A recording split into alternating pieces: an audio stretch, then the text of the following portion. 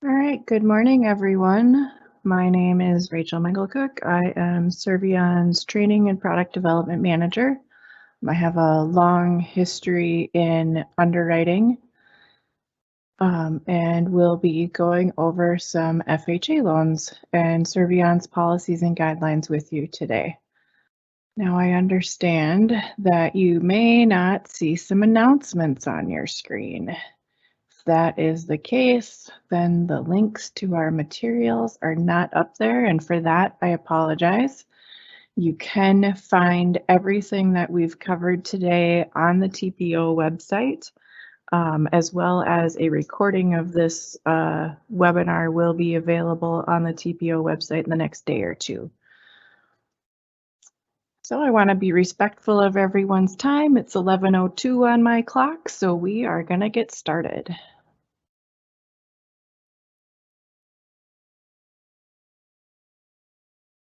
As soon as I can get my mouse to the right screen.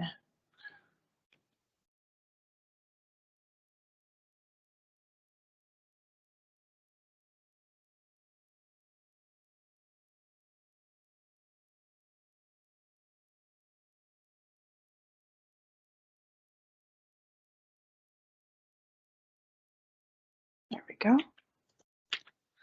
All right, so we will have a question and answer chat box since I have many attendees on the call today. You are all muted, so you only get to listen to me. And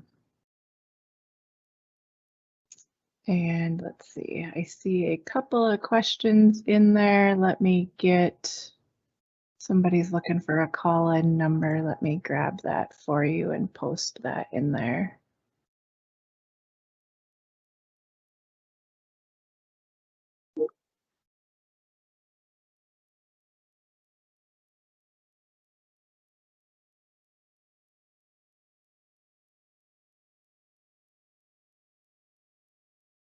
Oh, do you guys ever have one of those days where you have technical difficulties? My computer screens have changed direction. So bear with me for a second.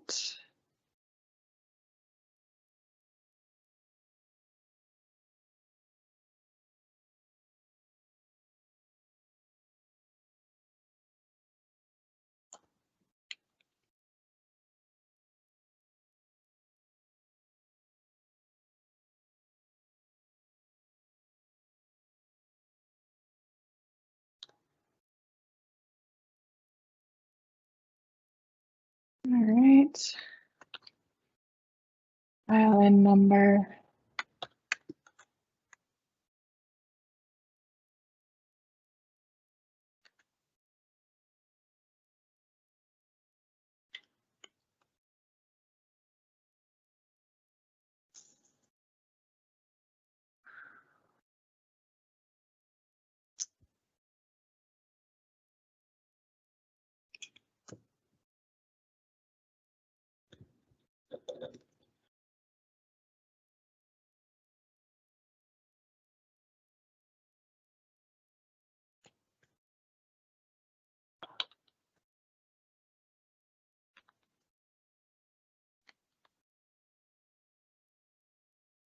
All right, there, I've got that posted.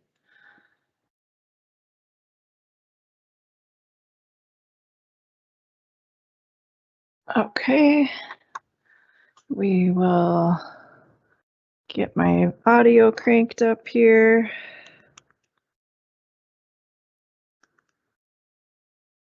All right, I hope you can all hear me now. Okay, so you found the Q&A. We are going to answer questions along the way. So if you have any questions, please plop them into the chat in the Q&A and we'll get them answered. Today's webinar is Servion's guidelines for FHA and our interpretation of them. They are to help you deliver loans to Servion for securitization with FHA.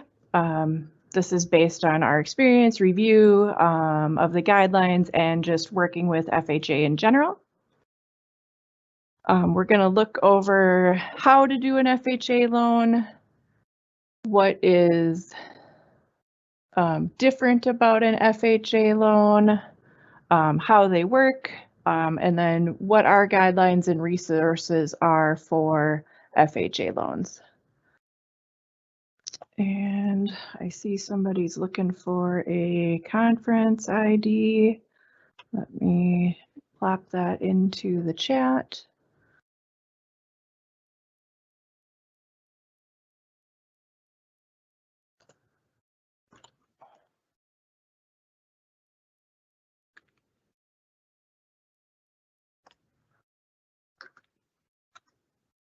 There we go.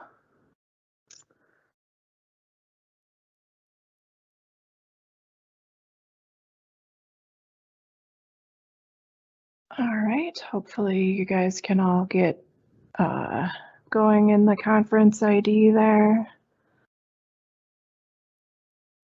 All right, so we're going to go as quickly or as slowly as we need to make sure that we get your questions answered and give you a better comfort level on FHA loans.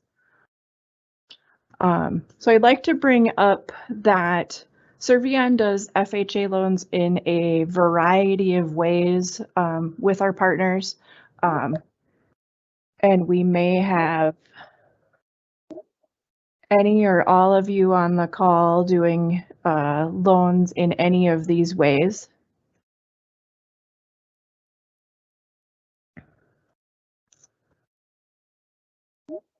And they would be delegated. If I have any delegated partners on the call, you're just delivering me a closed loan. Correspondent DE, those are those partners that have a DE. Maybe you're sending a loan to us to cover for your DE while they're out of the office, or we're doing overflow. The vast majority of our FHA loans come from correspondent and wholesale. So correspondent, you have that mortgagee number, but you don't have a DE in your office. Wholesale partners, this is our newest channel and our biggest area of growth. We are sponsoring credit unions and community banks to partner with us to originate wholesale FHA and VA loans, probably something that they didn't have to offer in the past. And then if you are afraid of FHA loans and aren't quite ready to jump into the pool on them, you can always send them to us retail. So if you have any questions about what channel you're doing business on with Servion, check with your account executive. If you are a new to Servion partner and you're considering adding FHA, check with your account executive to see what the best way we would be able to work with you. All right. So some loan basics, just general information about FHA. So it's a government loan, so it's for a primary residence. It's a 96.5 LTV on a purchase. You can see there that we're doing 97.75 on rate terms. It matches conventional on cash outs at 80. And then Servion does require that you run your loan through DO or DU or LP if you're an LP partner, and receive and approve eligible. As a regular case of business, we don't do manual underwrites unless it is a streamline refi. And then I have the borrower's full legal name listed there to show that we do require that we use the borrower's name in that full version. You'll see that Kim Martin, who is our underwriting manager, she's my example here. So Kim goes by Kim Martin. She's really a Kimberly. So we want to make sure that we're using the borrower's full legal name for our documentation. And for your application and disclosures.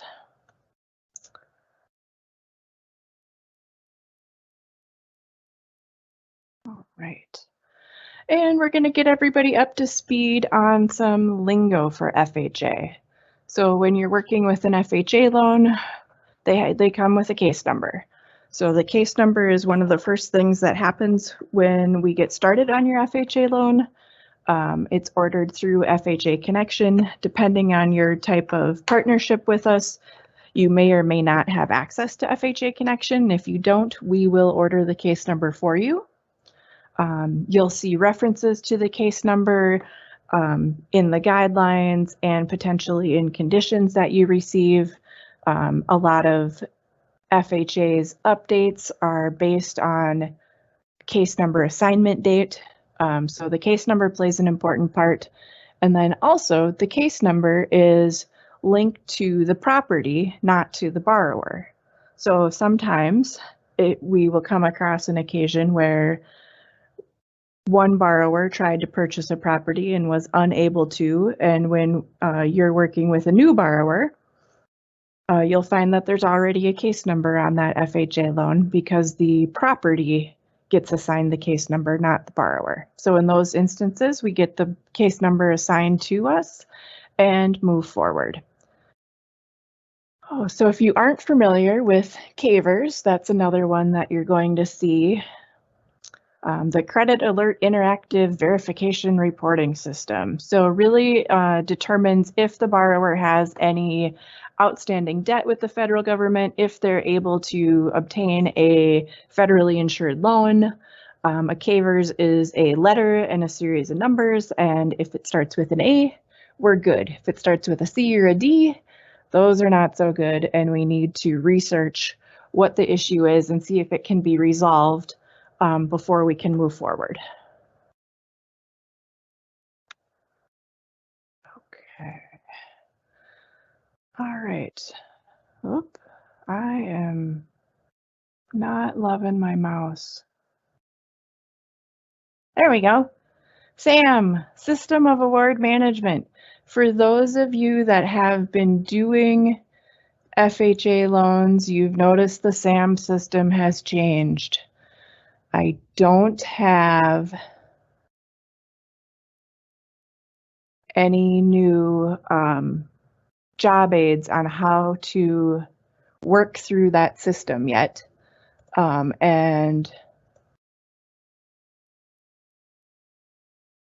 they're coming. I'm trying to get them cleared up and nice and clear and easy so that we can, so that you know how to pull those now with the new system. So the System of Award Management verifies that the parties don't have any outstanding debt with the federal government, that they haven't defaulted on any government contracts. There'll be a wide variety of reasons why you would show up to be excluded on the SAM site. The other part is the Limited Denial of Participation, or LDP, and that is a list of individuals who are unable to do a loan with HUD. They have been added to the list because of HUD. And currently, I looked last night, there are 18 individuals on that list. It changes from 13 to 18 to 20. It's usually not a whole ton of names, but we verify it that none of our parties in our transaction are on that list. Okay, some other lingo that you need to know. You may not be responsible for it, but you may see conditions for it. So on an FHA loan, we have appraisal logging and an EAD. The EAD is very much like the UCDP on a conventional loan. And then it requires an XML to pull it. And then the appraisal logging is completed through FHA Connection and really is a data check of information on the appraisal. And depending on your relationship and partnership with Servion, we may be doing those things for you. Oh, good. And Lisa, yep, just print the entire LDP list and throw it in the file. That's what you need. Okay. All right. So we did put together a worksheet of whose names need to be checked for the LDP and the SAM. This list is available out on the TPO site. It helps you from missing any of them since there's such a ton of people to check. So for borrowers, we're looking for AKAs from the credit report. If they have a different name on their driver's license or bank statements or pay stubs, we want to verify all of those. And then other names that you need to pull are the loan officer and the processor, the appraiser, the title company, the sellers involved with the transaction, along with the real estate agents. So we have this list built into our system. Our processors use it, so we decided to make a actual paper list for our partners. So again, this is out on the TPO site. It is a PDF fillable form. So use it to help avoid missing any names and getting additional conditions from underwriting. All right, and then the last thing for lingo that we're talking about is MIP. So the mortgage insurance premium. So on an FHA loan, the borrower has to pay 1.75% upfront. It can be financed into the transaction. So your 96.5 loan is probably 98% with the MIP on it. And then there's also a monthly component. The most common is that 0.85. You see the MIP chart there. It is based on the term and the LTV. The one thing that makes MIP different than conventional MI is that it lasts for the life of the loan. So sometimes not the best interest to put your borrower into an FHA loan unless you do see that those LTVs less than or equal to 90%. The MIP lasts for 11 years or 132 months. So there's no 80% cutoff like there is on conventional. All right. Why would we do an FHA loan instead of a conventional loan? On FHA, the purchase LTV is 96.5. On conventional, we can do 97. Reasons to look at FHA are going to be DTI. I don't know if you guys have noticed, but DU's cranked up a little bit on conventional loans and gotten a little tighter in some scenarios and situations. You might find that a debt ratio on an FHA loan, you can get up to 55% on a regular basis, sometimes 57. So the DTI, DU or LP, the automated system allows for a higher DTI on FHA. The DROG credit requirements and the waiting period is 2 years and 3 years on FHA for bankruptcy and foreclosure instead of 4 and 7. So if you have a borrower with not so great credit who's had some things happen, where they don't meet those waiting periods for conventional, FHA may be an option. Credit profile overall tends to be a little less on FHA than conventional. We tend to see a lower credit score. I haven't looked at our analysis lately, but our conventional credit scores tend to be in the low 700s, 718, 720, something like that, I believe is Servion's average. Whereas our FHA average credit score, it's actually not as low as I thought it would be. Last time I checked the information, we were looking at a 680. So still a pretty good score, but not in the conventional level. And then the other reason to consider an FHA loan is the seller paid closing cost contribution. So on FHA, it is a 6% contribution. On conventional, if we're looking at that 95 or 97 LTV, we do only have a 3% limit. So the FHA option allows for more contribution, and for the borrower not to have as big of an investment into the property. Okay. All right, so things we can do with an FHA loan. you can purchase primary residence, you can do a cash out refi, or you can do a no cash out refi. We'll get into the specifics of these a little bit more. So for cash out transactions, the max is 80 LTV.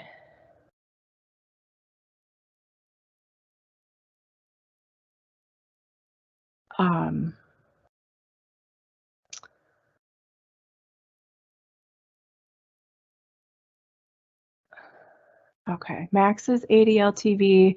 The borrower needs to own and occupy the property for 12 months prior to that case number assignment. They do need to be 0 by 30 on their mortgage for the last 12 months, and they have to show that they are current on their mortgage at the time of closing.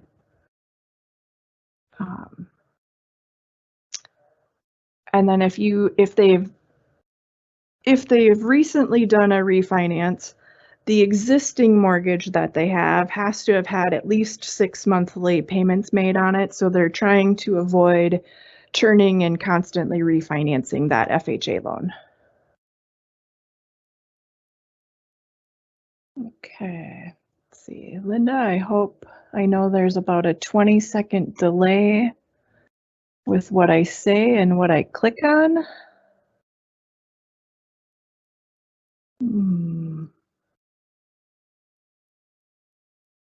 Okay, I'm just checking questions here.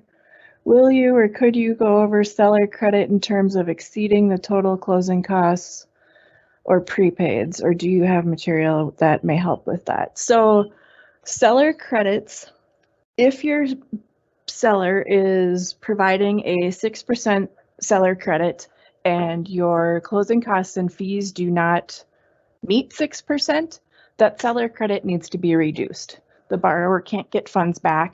And unfortunately, FHA doesn't allow for the upfront MIP to have a partial payment made towards it. Like if they have the extra money from the seller pays, could that money go towards the MIP?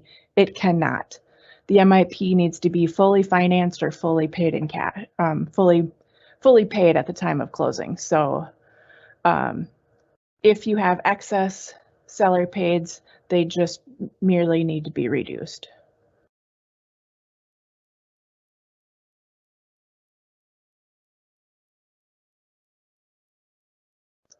All right. Okay, so no cash out refi options. There's actually 3. We're going to talk about the rate term and the simple. These are really one and the same, other than what type of mortgage are we paying off. So a rate and term is going to be a non-FHA first lien. A simple is going to be an existing FHA first lien. One thing that I don't have on here on that simple is if it is an existing FHA first lien,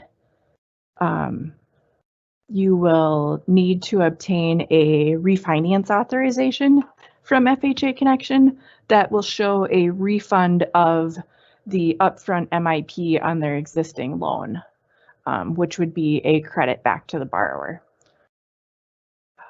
Otherwise, these two are virtually the same. FHA has a different name for them merely because they used to have different MIP categories for them, and now they've lumped them together.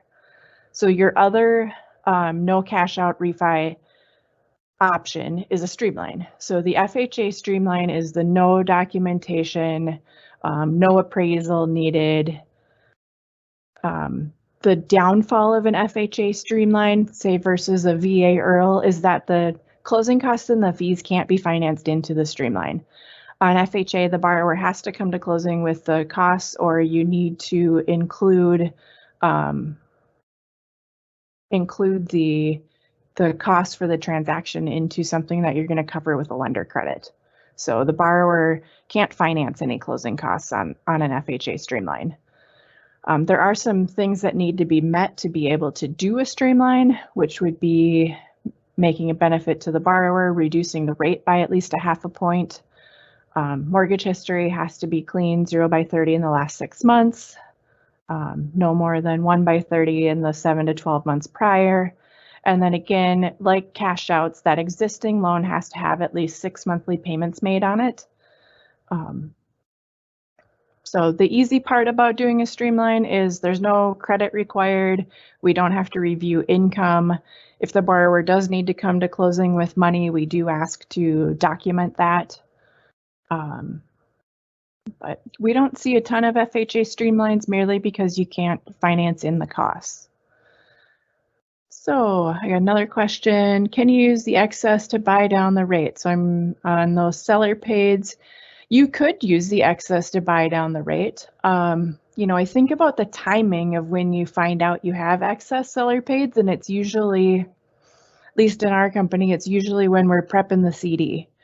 So if you know up front that you're going to have excess, yeah, that'd be great. Go ahead and use it to buy down the rate, make your loan more appealing to the borrower. You know, when you find out at the last minute, when we're in final CD prep, you know, that typically is going to require that the loan be reapproved by the underwriter and be disclosed and whatnot. So sometimes not as easy to do it at the last minute. Not that it can't be done. Okay.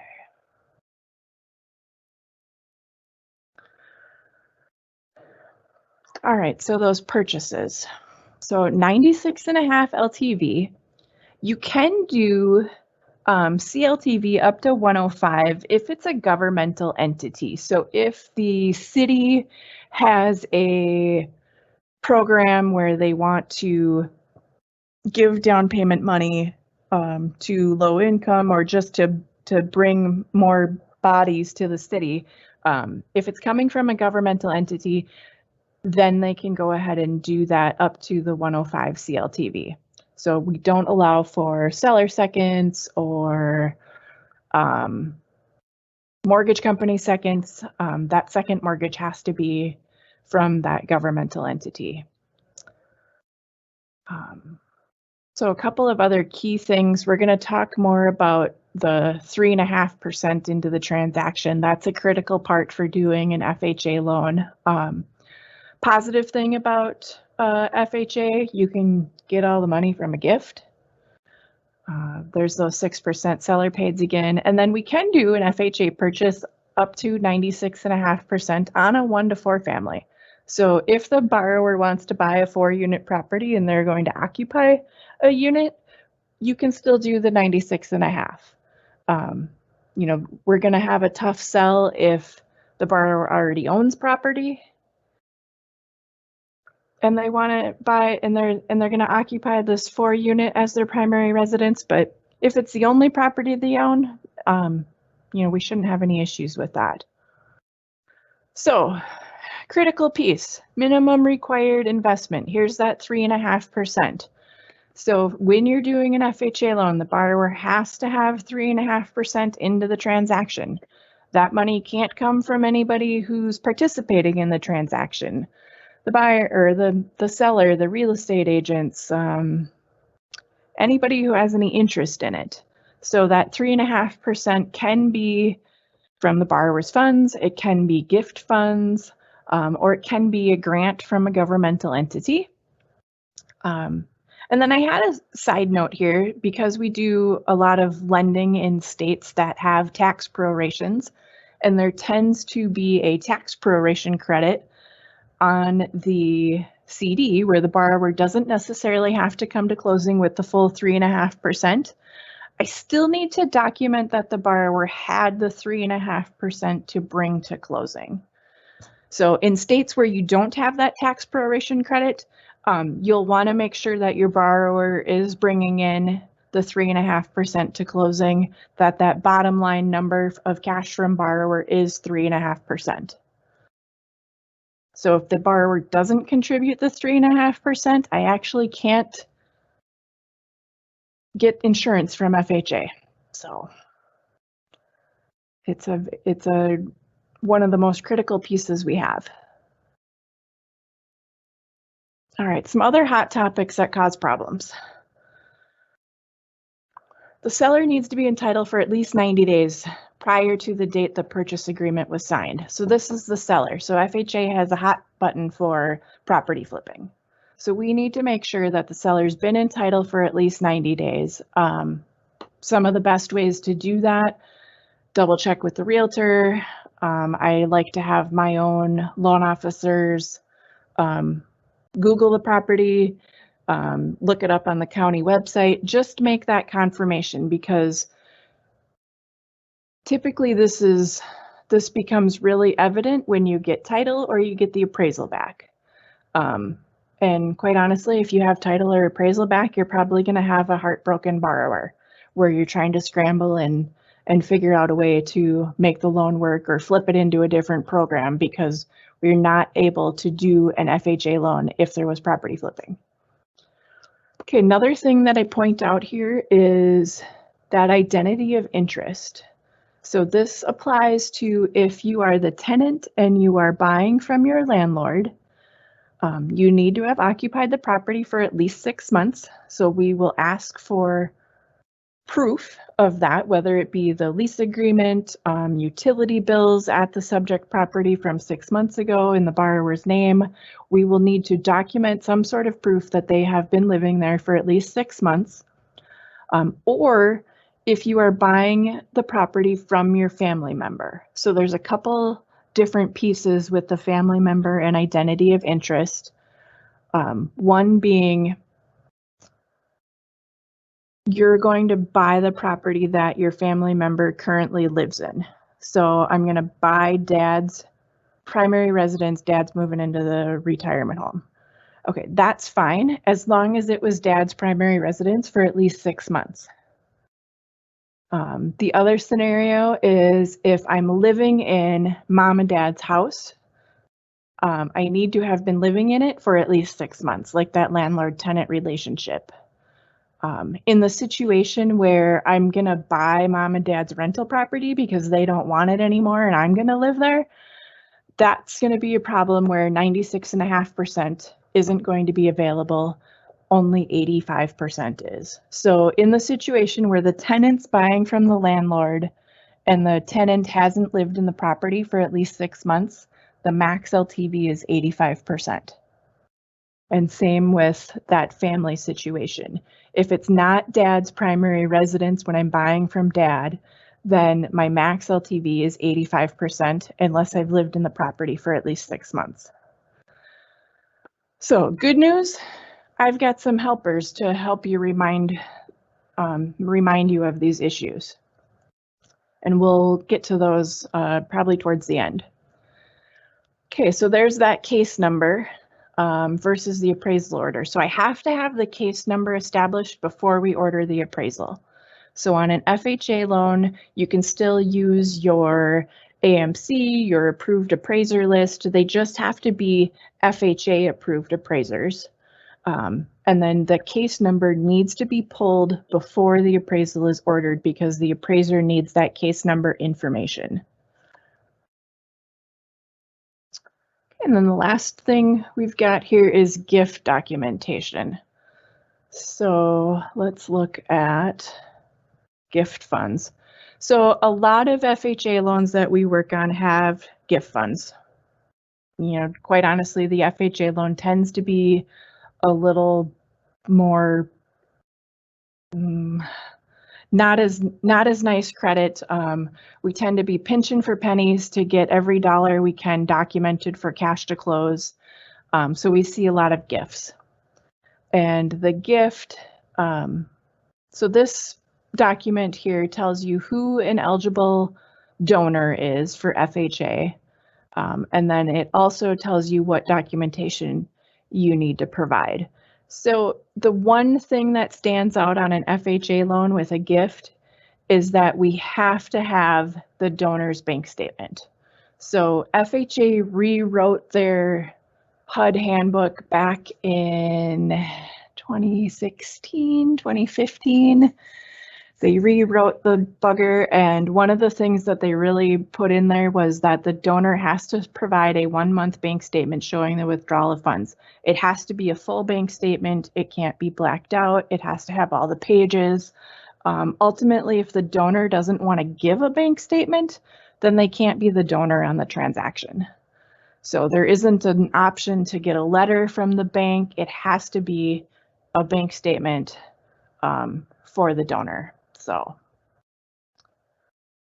and I like to talk about that one because, you know, when we find out midstream and we're trying to get your loan clear to close and the donor refuses to give their bank statement to their grandson to get the transaction done, you know, there aren't any other options on an FHA loan.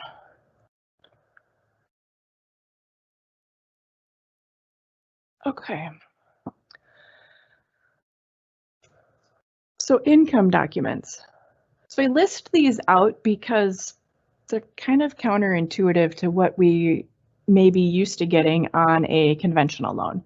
So Servion asks for 2 years of tax transcripts. That's Servion overlay. We do that because FHA requires that we look at any income or losses from any businesses that the borrower may have. You know, conventional doesn't really work that way. As long as they have a primary job, we're not concerned about secondary losses on their taxes. FHA also requires 2 years of W-2s. And then the one that's kind of a kicker is that if you give me a written VOE that's filled out and completed, I still need pay stubs or a pay stub. If you give me the pay stub and not the written VOE, FHA requires that you do a verbal VOE for me before I final approve the loan, and then do another verbal VOE within the 10 days of closing. So, you know, little extra hoop to jump through, but it is what it is. We've got this listed in our guidelines so that we don't miss it. Okay, we'll get into some nuts and bolts on credit. Servion has a 620 credit score overlay. So FHA will do loans without a score or with a 580 score. Here in Minnesota, I know the big banks, locally, the WF and the US, you know, depending on your relationship with those institutions, you can get by with a 660 or a 680. You know, I feel pretty good that Servion offers a 620 credit score.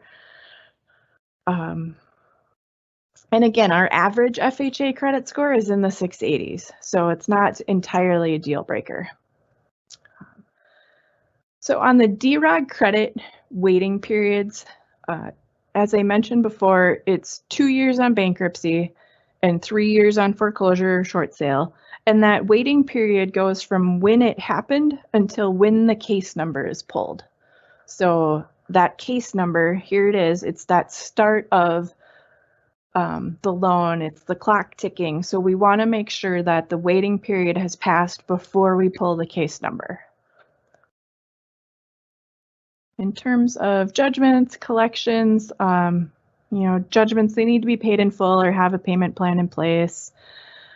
Collections, you might be surprised to see that we require the total of collections if it's $2,000 or greater to be paid in full. This is to keep the automated approval automated. If I have collections that exceed $2,000, I'm supposed to manually downgrade the file and manually underwrite it. I don't want to do that, so we make those be paid. And again, it doesn't include charge-offs or medical collections. And then if you do have disputed accounts, if they're derogatory and greater than $1,000, we need to have those removed and then have credit repulled.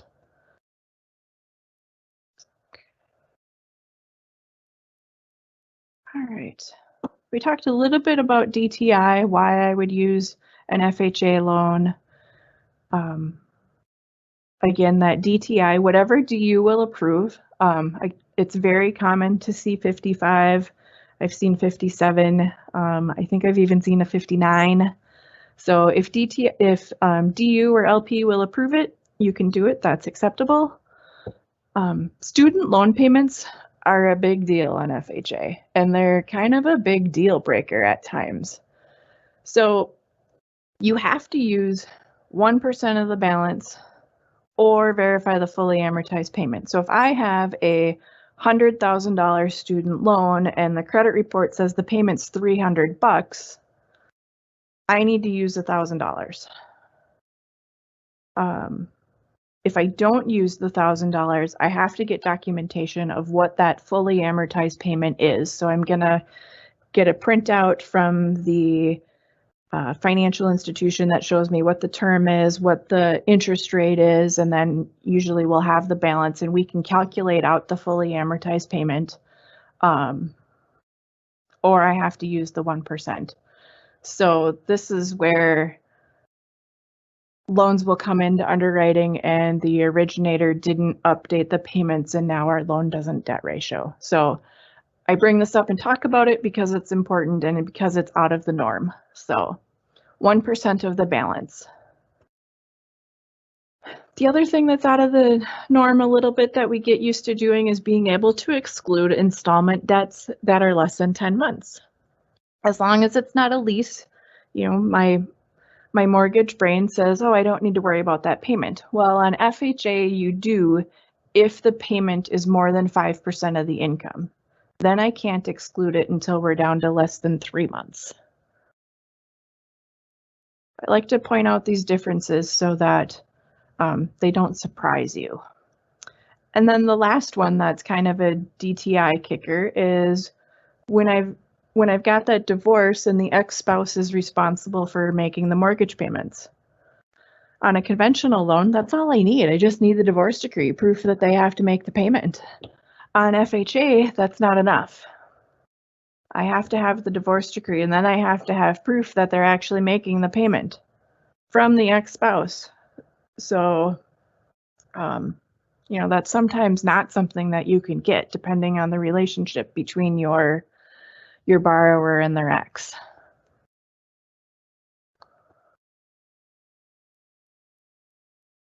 All right, properties. So again, primary residences, I think this is the third time that's popped up. It's a government loan, it's for a primary residence. We can do single families, 2 to 4 units. We've talked about those. PUDs and condos. So the condo list, there's a link to the condo lookup.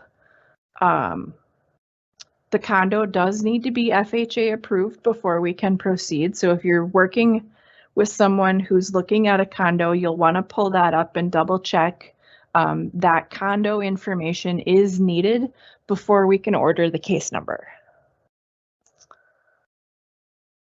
A couple of things that Servion chooses not to do would be manufactured homes and large acreage. If you do any conventional loans with us, you know that we do manufactured homes on conventional and we do large acreage conventional loans on FHA and actually on all government programs. We limit those things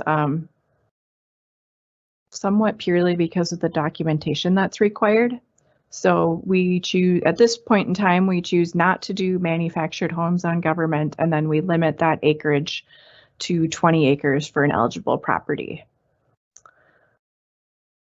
A reminder that if you're working on a new construction FHA loan, that you will be required to get some additional documentation, builder warranty, some termite inspection items. There's additional things that are required when we're working on new construction. And then probably one of the biggest pieces is the minimum property requirements for FHA. So FHA has some very precise set things that the property needs to meet in order for them to insure the loan. The FHA approved appraiser is knowledgeable in those items and will be calling out anything that doesn't meet the criteria, ideally. Some of you have probably heard me say this before when I've talked about FHA loans, that there's some really basic things that get called out to be repaired. Peeling paint, uneven sidewalks. Like here in Minnesota, my sidewalk is heaved, it's a trip hazard.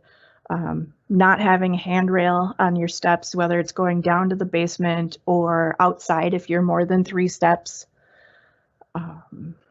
The other one that I see commonly is the downspout on the water heater has to be within 6 inches of the floor. Some water heaters just plain old don't have them, or it's not that long.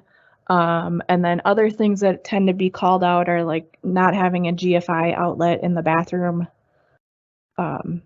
So when we see those things, the appraiser will call them out. They'll make the appraisal.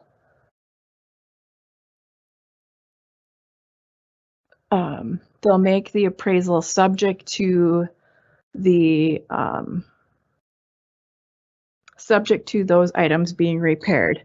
So when that happens, those items need to be corrected, and then the appraiser needs to go out and do a final inspection and verify that those things are completed. Okay, we talked about ordering the appraisal after the case number. Seller pays, we talked about those. All right, so max loan amounts for FHA. Servion's at the conforming loan limit, $548,250. FHA has limits that are based on location. Here in Minnesota, in the metropolitan areas, the FHA limit is $402,500. In the outstate areas, it's $386,000. DU is going to tell you if you meet the FHA loan limit or not. If your FHA loan limit is higher than the $548,250, I'm sorry, we can't help you. So due to how we securitize these FHA loans with Ginnie, we are capped at the $548,250. So if I have any California players or Colorado peeps on the phone and you're in a high cost area, I'm not going to be able to help you on those loans. I apologize. Okay, cavers we touched on. We need to have cavers. We are looking for that A. And then NSFs. So something that we probably don't pay any attention to, or not a ton of attention to, is the NSF transactions on a bank statement. If we have multiple NSFs on the bank statement, the first thing, well, I take that back.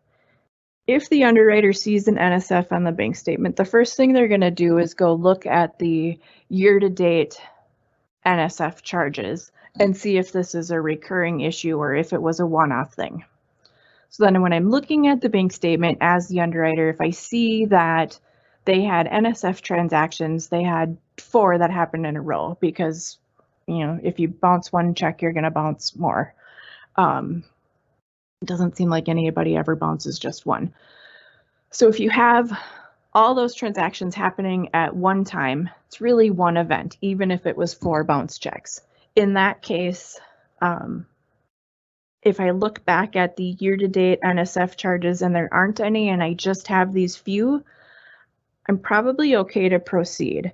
I'm going to want an LOX from the borrower as to what happened, but I would move forward with the loan.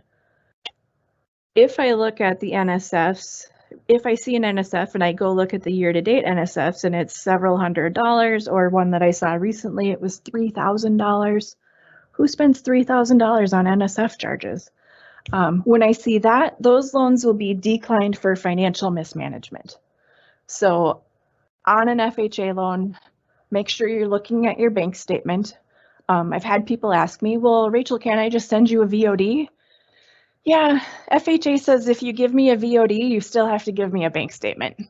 So I still need a bank statement. So there's not a real good way around that. So my point in bringing it up is pay attention.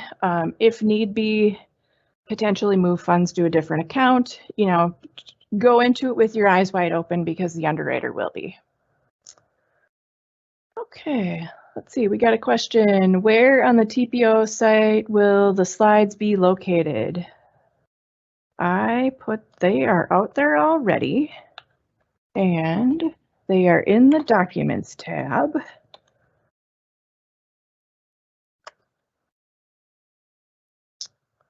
And I believe, I'm just gonna double check. They are under training materials, and it's right on top, FHA Loan Webinar, June 2021. Okay.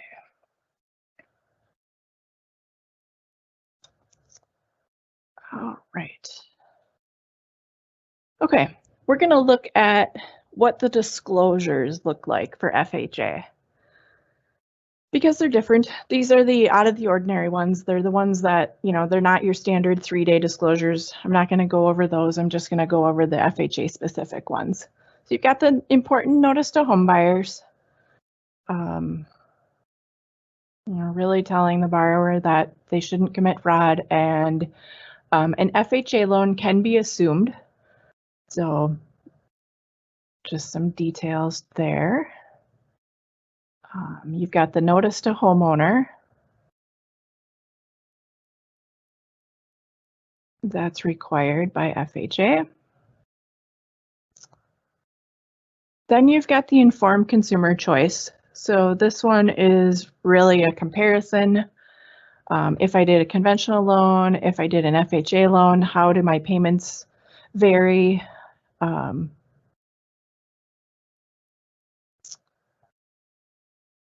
And you've got the amendatory clause in the real estate cert.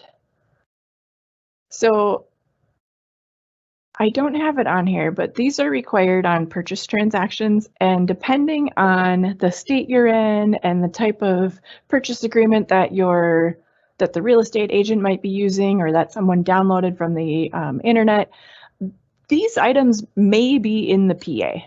The mandatory clause may be in the purchase agreement. The real estate certification may be in the purchase agreement.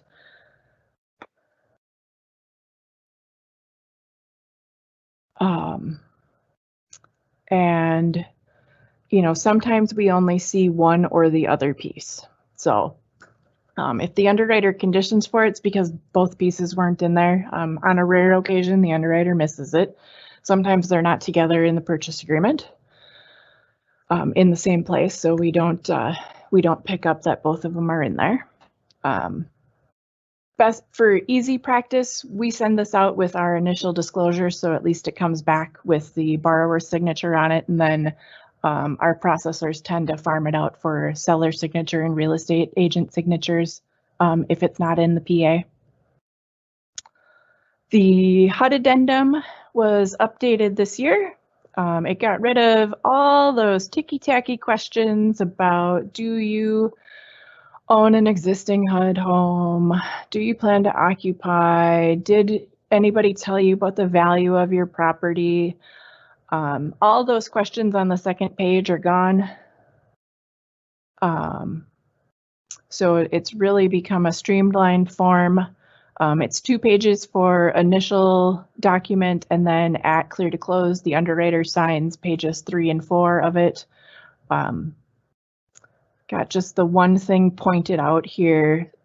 Depending on what your relationship is with Servion, how you're doing FHA loans with us, this is what it looks like if you're doing a wholesale loan. Servion shows up as the mortgagee.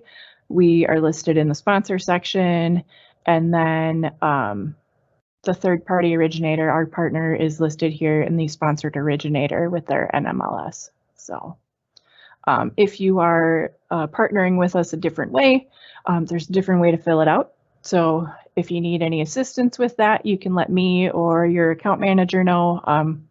We've got some job aids on how to make sure that's accurately filled out. Okay, then the last one is this identity of interest. Oh, and I didn't blank it out.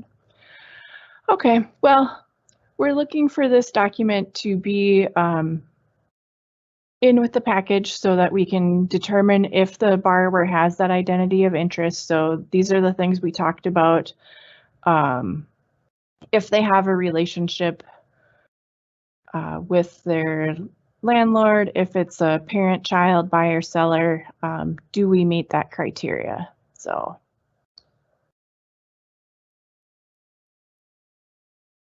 All right. So, okay, person asking about the documents tab. That's coming up in just a second. Okay, so you've heard me talk now for almost an hour. We've got a few things to go through still. When you forget everything I said, you've got some other resources. Our Servion product matrix is a good cheat sheet to start with. We'll take a look at what it looks like. The FHA guidelines that we publish, FHA's HUD 4000.1, which is the HUD guidelines, are like 1,300 pages long. I give you 14 pages of FHA guidelines, so I usually use the product matrix as my first point of reference, then the guidelines. I would keep the FHA helper handy, which we'll show you on the next page here, and those gift funds requirements, potentially this training slide deck if you find it to be useful. And then when all else fails, email Ask the Underwriter. So underwriting@myservion.com. Couple of quick requests on that is please include what program type you are asking about. The answer to your question is going to be different depending on if you're asking about an FHA, VA, USDA loan, or conventional.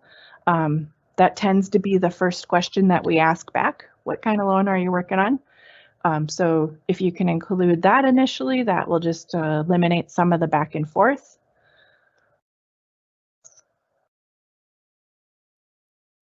All right, so on the TPO site, myservioncl.com, if you are a delegated wholesale correspondent partner, you have access to this site.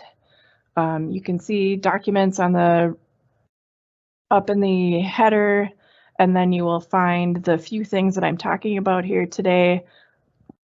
The FHA helper, the FHA guidelines, and the product matrix are under product information. Above that on the website is training materials, and the slide deck from today's webinar is posted out there. Again, it's FHA loan-webinar from June 2021.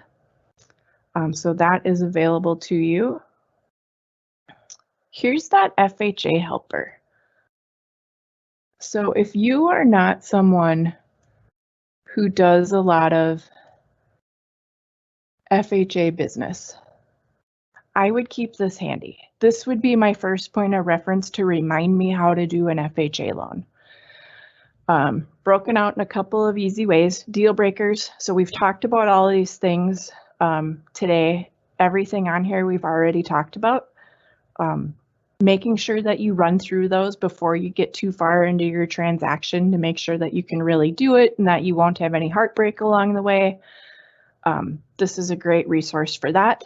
The ways to promote efficiency, reminders of things to do so that your loan can move through the process quicker and cleaner with less stress. So that borrower's full legal name, like how we started, talking about that income documentation, and then those minimum property requirements. And then the last piece on those loan amounts. And one thing that we didn't talk about specifically yet was large deposits. So I did mention that, guidelines are obviously different depending on FHA, conventional, VA, whatever type of program you're working on. Another piece that's different for FHA are the large deposits. So somewhat of our conventional mortgage brain is programmed to look at 50% of our qualifying income. On FHA, we are 1% of the purchase price. So not an income-based calculation based off of the purchase price. So just keeping that in mind when you're working on a FHA loan. All right, we're going to go through quick preview on product matrix. This is on the TPO site. If you aren't familiar with it, I highly recommend it. I want to just make a quick note. If you're using this for other things other than FHA, which yay if you are, this conventional program, these are Fannie Mae guidelines, while Servion does buy Fannie and Freddie loans. We are really a Fannie Mae shop at heart, so that's what we do best. So these are Fannie guidelines. For the most part, Freddie's very similar. There's a few variations, but I just wanted to mention that. And then FHA, so getting familiar with what's on this sheet will help be that quick reference for you. So we've got LTVs, reminders that we can't do them on second homes or investment properties, that debt ratio and credit score. Here's that student loan payment calculation, those DROG credit guidelines with the reminder about the case number, assignment date, judgments, collections, things we've already talked about, disputed accounts, max acreage, manufactured homes. All those things are all listed here, and you can use this as a comparison to see where your borrower is going to fit. Seasoning requirements, we really talked about these two, about the buyer or the seller being in title for at least 90 days before the PA is signed. One thing we didn't mention yet was in a purchase transaction, if you're in that 91 to 180 day window and the sales price doubles from what the seller bought it for, if my seller bought it for 100 grand 95 days ago and now they're selling it for 200 grand, I need a second appraisal. So there's probably scenarios where that happens. I know we have loans that we need to order second appraisals on. Off the top of my head, I'm thinking estate sale, quick rehab, and it's back up for sale. Those types of transactions. Seasoning requirements on refis are going to be, if the property was listed for sale, if it's been less than 12 months, how long it needs to be occupied. There's those large deposits that we talked about. And then on those gift requirements, pointing out the pieces that are different, needing the copy of the donor's bank statement, having that as a quick reference.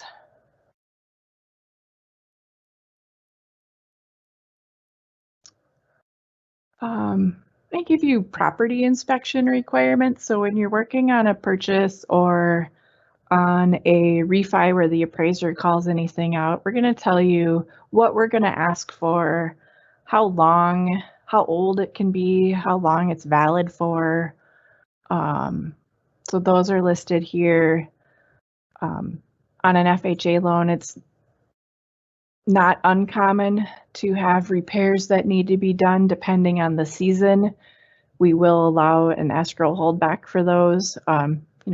Winter, we're usually looking at like November to May for that escrow holdback period. And doc expiration, that is about it. So that wraps up the product matrix. I don't give you all the pages of the FHA guidelines. I'm just highlighting a couple of quick points. So these are out on the TPO site. We've got commentary about the installment debt that we talked about, those student loan payments again, and then the income documentation requirements. So FHA is pretty precise with the income documentation that we went over already. And then they have some very prescriptive things that we need to follow for employment gaps and changes of employment. So we have those outlined as well. All right. Do we have any questions? It doesn't look like I have any active right now. So we've talked about where to find your materials, things that are going to cause a problem on an FHA loan, how to get one moving through the system. I've given you some basic terminology. Oh, and we did all of that in an hour and 6 minutes. Does anybody have any questions?